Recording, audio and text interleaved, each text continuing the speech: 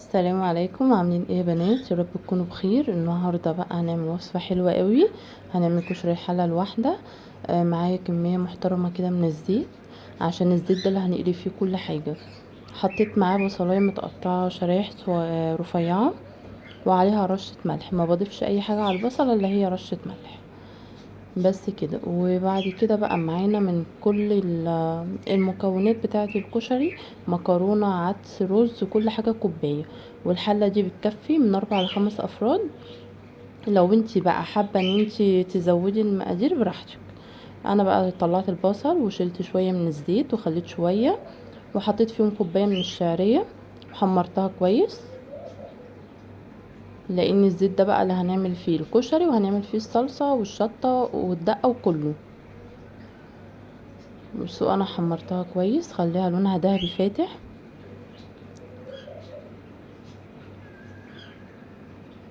واول لما بتتحمر بنزل عليها بكوبايه من الرز، بحمصهم بقى في اللحظه دي كويس قوي مع بعض، علشان لما تيجي تسويها يطلع مفلفل وحلو. وكوبايه من العدس. العدس دوت منقوع 4 ساعات. وهنا بقى البهارات بتاعتنا او التوابل هتبقى ملح وفلفل وكمون، مش هنزود عن كده. دي بهارات الكشري. وحطيت هنا كوبايه من المكرونه الصغيره وكوبايه من الاسباجيتي. هنا بقى هحط المية بتاعتي، هتبقى اعلى من المكرونة 2 سنتي، واغطي عليها وهسيبه بقى يستوي. بس كده هغطي هسيبه يستوي. في اللحظة ديت اهو ابتدى ان هو يستوي، لسه فيه شوية مية، فاروح موطية النار. بصوا بقى يا بنات، هنا اول لما استوى مفلفل وجامد وانجزنا بقى، ولا وقفنا ولا عملنا حلل ولا اي حاجة. تعالوا بقى نشوف هنعمل الصلصة بتاعتنا ازاي.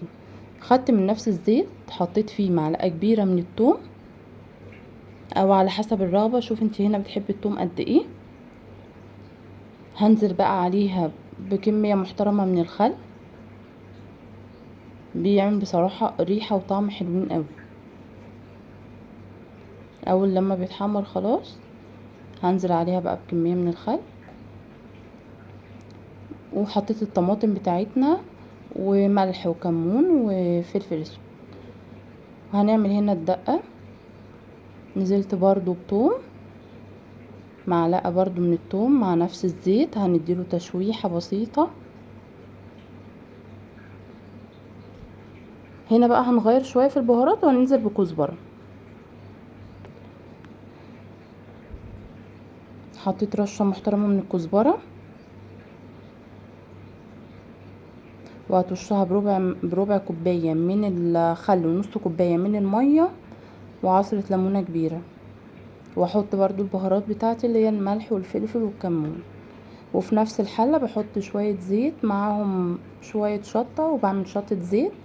ومعايا طماطم متقطعة مكعبات بضيفها هنا، او معاكي برضو فلفل حراق عادي. وهنا الوصفة بتاعتنا خلصت. لو وصلتي لحد هنا بشكرك جدا، والف هنا. وما تنسينيش بقى في اللايك والشير والسبسكرايب.